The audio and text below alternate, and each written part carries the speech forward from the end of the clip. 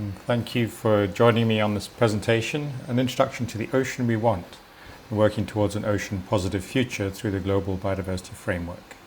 My name is David Obura. I'm a marine ecologist working on coral reefs based at the organization CORDIO East Africa in Mombasa, Kenya.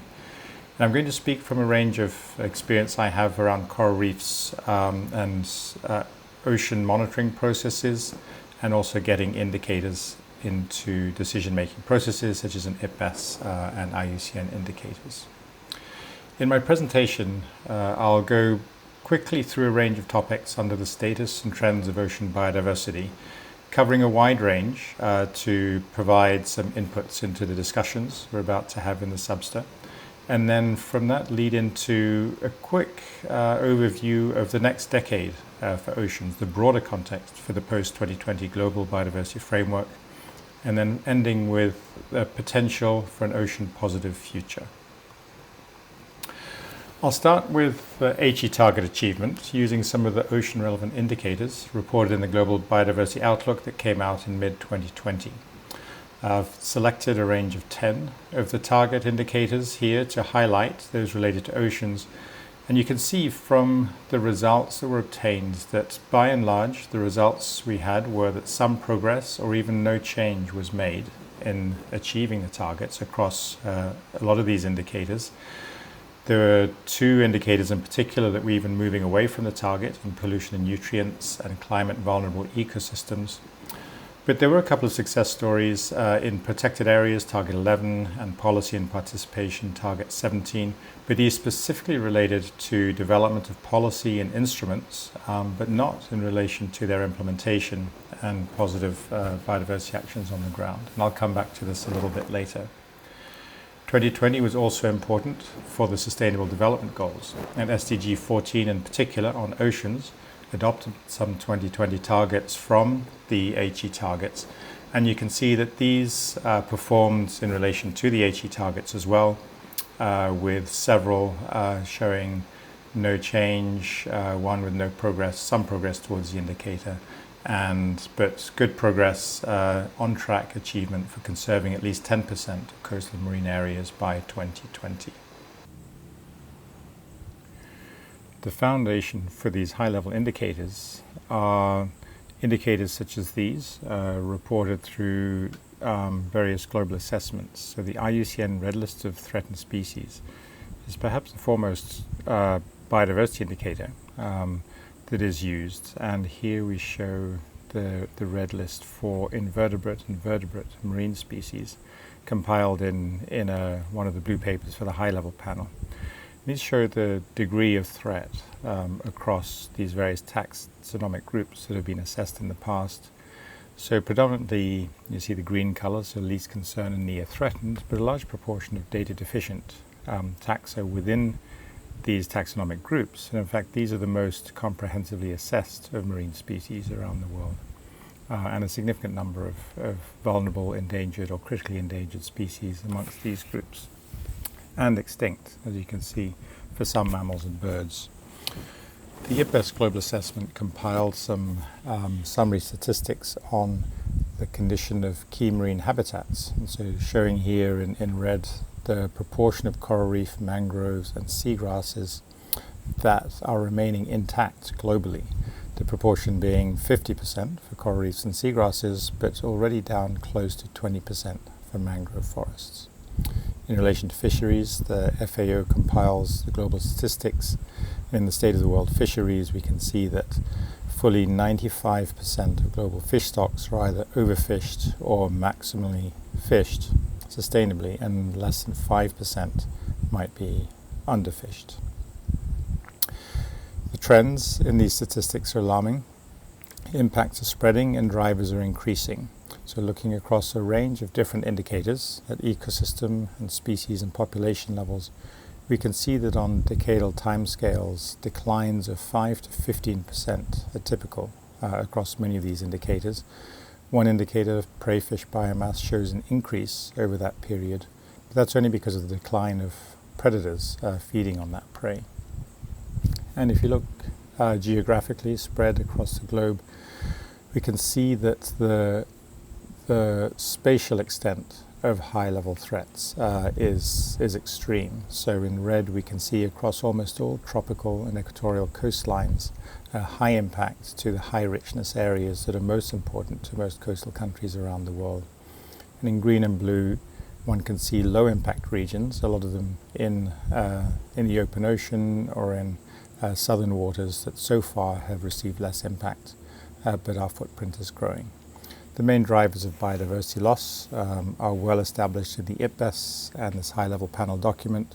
So overexploitation and human pressures in coastal environments and exploitation in the open ocean, and increasingly climate change and ocean acidification are growing in importance and may take over soon as the most significant drivers of decline in marine ecosystems. And in spite of all this knowledge and advances recently, there are major gaps in our understanding of the distribution of species and habitats in the ocean, and many aspects of the threats to them remain poorly known. And so this really highlights both the urgent need for change in terms of the drivers and the urgent need for precaution in terms of how we manage biodiversity and ecosystems. It's of great importance to look at the climate biodiversity nexus increasingly now, and this was highlighted especially in this special report on oceans and the cryosphere from the IPCC in 2018 that showed how profoundly biodiversity is impacted by climate change. This burning embers diagram is perhaps is one of the best known figures coming out of this process. We can see how warm water corals, the groups that I work on, already at current levels of warming, that grey stripe along the bottom, are already experiencing significant and perhaps irreversible changes to their distribution and health. Soon after warm water corals, the kelp forests, seagrass meadows, epipelagic or surface water ecosystems, rocky shores and salt marshes will also be impacted. And as we climb higher up the warming trend, these impacts will extend to many more marine ecosystems. The percentage change in total animal biomass is also strongly impacted by climate change. On the left we can see that under the best scenarios of change, or RCP 2.6, we see some declines in animal biomass in tropical and equatorial zones. But if we allow climate change to continue to the worst levels, the business as usual scenarios in RCP 8.5, tropical and even temperate regions will see declines of 20 to 30% in animal biomass due to climate change. And this will significantly alter what people can do and the benefits we can receive from those ecosystems. But also, biodiversity has a significant impact on climate change itself, both through mitigation and adaptation options. So elements of nature that sequester carbon, such as mangroves, seagrasses and plankton, could have critical roles in coming decades. There are elements of nature that support adaptive capacity, both of nature and natural systems, and as well of people that are dependent on them. And the sustainability of these functions is critical, and this requires natural processes to be maintained intact at certain levels, and for conservation to really focus on maintaining ecosystem function under a changing climate. This brings us to the need to invest in implementation, because the effectiveness of management and interventions is essential for biodiversity to persist and for ecosystem functions and services to continue to act and benefit people. So we can already see that resourcing is not adequate. We saw that in the HE targets and the SDG targets that came due in 2020. But this figure from the high-level panel illustrates how the area protected as a proportion of country exclusive economic zones is correlated with their GDP or their income levels in the top graph, but is not correlated with the diversity that is contained within those EEZs. So the distribution of resources is not adequate for dealing with the challenge. Hence the importance of looking at new and innovative techniques for maintaining biodiversity. So other effective conservation measures are growing in importance in addition to protected areas and more classical techniques. And this map illustrates the OECMs that have been developed by Canada across 54 sites as of June 2018, and comprising half of the marine protected area that the country protects. The focus on these OECMs is strongly on fishery impacts and reducing them in sensitive benthic ecosystems or in single or multi-species fisheries. But a key challenge with OECMs is that the criteria developed within national contexts may vary significantly from international criteria, and some alignment must be put in place for these to be used across all countries. And then in terms of small-scale fisheries, sustainable use is a very important principle across many developing countries in particular. And so rights-based and co-management approaches with fishing communities are increasingly being used to build not only natural capital but social capital to reinforce management. So the countries listed here either reported in the Global Biodiversity Outlook 5 for having taken advances, or are well known in the scientific and conservation literature for the advances being taken. An important dimension of the Global Biodiversity Framework is the need for restoration of degraded marine habitats. And it's important to realize that there is great potential for restoration, whether looking at species, and this recent paper by Duarte and colleagues has really pulled together a huge amount of information showing how species recovery can happen with targeted species, with habitats. The increase in interest in restoration of marine habitats is shown by the number of studies published over the recent years, growing exponentially. And then also in fish stocks, since 2000, this graph on the right shows that the indicators of sustainability in fish stocks show the proportion of fish stocks that are increasing or that are declining, or for which there's no change.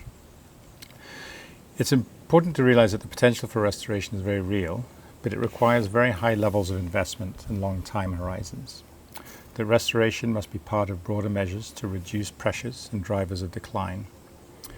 And there's an increasing need for restoration as the proportion of intact biodiversity has declined and is continuing to decline at the moment. And then finally, there's a particular context for restoration and for nature and ecosystem service provision in more populated areas where people are very dependent on benefits that nature provides. This is really highlighted by the IPBES, the Intergovernmental Panel on Biodiversity and Ecosystem Services, that has really emphasized that the ongoing loss of biodiversity should be framed more operationally with respect to the needs, activities, and rights of people. Now, the IPBES has shown across these 18 classes of nature's contributions to people, or ecosystem services, that there are three in particular that we have focused on and that are the focus of sectoral economic activities. So provision of energy, provision of food through fishing in the case of the ocean, and mining and extraction for materials. These have really grown. The provisioning of these from nature has grown with technological development and investment by people. But as a result of that, all of these other benefits, there are another 15 classes shown here, from coastal protection through carbon sequestration to culture and recreation. All of these are declining precipitously because of the maximization and the focus we have on these three material ones. And this has really emphasized the need for a new paradigm now to focus away from individual and sectoral approaches to multifunctional seascapes and landscapes, and the need to balance or integrate uses and conservation. Now, this isn't that new. The philosophy is already embodied in the three objectives of the Convention on Biological Diversity. So objective A, or one, on conservation, the second one on sustainable use, and the third one on equitable access and benefit sharing. And now more generally framed in the sustainable development paradigm and goals, so sustaining nature, economic prosperity, and social well-being all together. And herein lies a critical role for data monitoring and indicators, and it's important for future progress to build on the infrastructure that is already there. And in terms of ocean data, this has really grown in recent years and decades around the Global Ocean Observing System, the Marine Biodiversity Observing Network of GEOBON, which are really focused on identifying standards for collecting data, how to bring variables and indicators together to develop essential ocean variables and essential biodiversity variables that can be fed into decision-making processes. Combining this information together is a role that the Ocean Biogeographic Information System and organizations such as the World Conservation Monitoring Center play a strong role in providing products that can be used in policy processes such as the CBD. I'll show just a brief example here. So essential ocean variables, there are, perhaps I'll just highlight these 4 that are focused on habitat state. And I work on coral reefs, and there's a growing amount of work now getting hard coral data and other indicators from coral reefs into indicators and products. So through the Global Coral Reef Monitoring Network, which is undertaking a global report as we speak, and that this information is feeding into the red listing of species and ecosystems for coral reefs in order to inform policy. And then the next step, which is identified by the Descriptor report released just last week, is the need to use this physical and biological data to meet the needs of more varied and comprehensive measures of value. An emerging focus is to look at the ocean not just as a victim of all this change and suffering decline, but also as a solution for the situation that we find ourselves in. Now, the high-level panel on oceans and the IPCC has really focused on climate mitigation as a focus, in terms of solutions from the ocean. The high-level panel on oceans identified that in meeting the Paris Agreement by 2050, the ocean could provide 21% of the solutions for greenhouse gas emissions reductions. In relation to living ecosystems, so coastal and marine ecosystems in green, and fisheries and aquaculture and dietary shifts in yellow are of particular importance, but there are others. But it's also critically important under the Biodiversity Convention to realize that there are many other benefits that nature provides and many other solutions. And so looking at the co-benefits of protection, for example, and looking at the 30% protection target that is emerging for the framework, economists have calculated a 5-to-1 return of investment across multiple benefit areas for undertaking that degree of protection. Now, it's important to look at broader scenarios to find solutions that may fit different contexts. And so, for example, looking at biodiversity solutions, climate mitigation, and food supply at the same time in the oceans is underway. There's also been a calculation that food supply can increase by 1.5 to 2 times from the ocean through fisheries and mariculture. In raw terms, they calculated food production could increase 6 times, but considering economic dynamics as well, they've put a cap on about 1.5 to 2 times, which is a large amount, an important solution for future populations. And then coming back to the Dasgupta report on the economics of biodiversity, it's important to look at ecosystems as assets, providing diverse portfolios for generating benefits. And here again, the importance of diverse metrics in monitoring frameworks beyond just economic values. But all of these depend on healthy, diverse and productive ecosystems. And in approaching these, the complementarity of ecosystem-based approaches and nature-based solutions must be taken into account and really expanded to achieve the maximum benefit possible across multiple areas for nature and for people. It's important to note that there's variation. We've just looked at the global scale so far, but there's variation by region in both the value or the asset base that different regions have in terms of their ocean assets. So this set of reports by WWF, Boston Consulting Group, and regional partners for the Western Indian Ocean and Melanesia identified clearly different values at total asset bases, larger in the large ocean area of the West and South Pacific. But the annual marine product derived from that, or potentially derived from that, has been greater in the Western Indian Ocean to date than in Melanesia. And these regional differences, of course, need to inform policy and planning into the future. I'm going to finish now with just coming to look at the global biodiversity framework in the context of other major ocean and policy processes.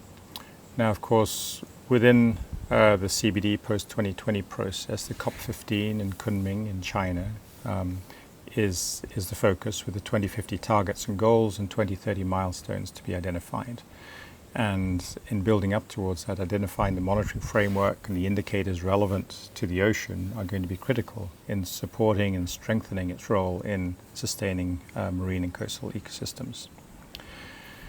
In terms of climate change, the UN Framework Convention on Climate Change and the Paris Agreement, with COP26 coming up in Glasgow at the end of this year, is of critical importance for the climate biodiversity nexus. In particular, the 5-year update and assessment of the nationally determined contributions in terms of meeting the Paris Agreement, and identifying what nature-based solutions can really work for biodiversity and climate, but also particularly as a subset of a broader supply of ecosystem services and benefits for other aspects of human dependence on nature. United Nations Agenda 2030 and the Sustainable Development Goals, in particular for number 14, the Ocean Conference, the UN Ocean Conference on SDG 14 was to be held in Portugal later this year, but has been postponed to 2022 now. But there may be a UN Special Summit later this year as a milestone towards that. And in this process, the ocean is a critical platform for sustainable development and delivering on a blue economy is a key lever for biodiversity and thinking about contributions from nature to people and how we sustain those into the future. And then through the last year and a half or 2 years, the high-level panel on ocean sustainability has produced this immense science synthesis in the blue papers. The synthesis report has come out, supporting the heads of state alignment and commitment in a transformations document for change. Major elements of that include these 100% sustainable ocean plans and identifying diverse options for countries to select to deliver on ocean health, wealth, equity, knowledge, and finance. And then there's a wide range of other processes on global trade, on biodiversity beyond national jurisdiction, on deep-sea mining, on global fisheries, in economic and corporate policy fora, interest in the blue economy, particularly at regional levels for development. Regional ocean governance is strengthening and can support a lot of work in ocean regions. And then, of course, the COVID recovery and dealing with the aftermath of the COVID pandemic and building back or building forward from that is going to be critical. And then particular mention should be made of the UN Decade on Ocean Science for Sustainability and the UN Decade on Restoration, both of which are kicking off this year and can be primary delivery mechanisms for the science and the monitoring and indicators that can support or that the Global Biodiversity Framework can provide. So the GBF can really be this global strategy and provide critical guidance and indicators for all of these and have the mandate to guide the planet on ocean sustainability as part of its mandate of assuring nature's assets are sustained for people and for planet. And I'll just finish with bringing it down to the local level and the Global Biodiversity Framework in the context of the Sustainable Development Goals. And I like to present this ring of SDG icons around a local context. Here I've chosen a coastal area in East Africa, but it could be anywhere. And this global vision can really help provide a strategy for supporting local solutions. Biodiversity and climate really need to be addressed together, and the opportunity and necessity of joint aligned targets, actions and measures in the CBD and the UNFCCC COPs in 2021 is a major opportunity. Nature's contributions to people and ecosystem approaches and nature-based solutions are really the foundations for a new paradigm of linking these together and with broader interests as well. The Dasgupta review has really emphasized this new paradigm and particularly the tangible aspect of mainstreaming biodiversity and other measures of success in these other areas. And of course, in building back or forward better from the COVID pandemic to anticipate future shocks and build resilience. And transformations is the word that is on everybody's tongues in these policy processes. And how do we get to that? So the ocean as a foundation for future prosperity can be front and center in the Global Biodiversity Framework and in global processes. So SDG 14 and the Heads of State commitment in the Ocean Panel can really support this process. The blue economy interests in growth and regional ocean governance for sustainable economic activity, I think, are critical. And then providing a supporting framework for monitoring progress through biodiversity and people-relevant indicators. Thank you.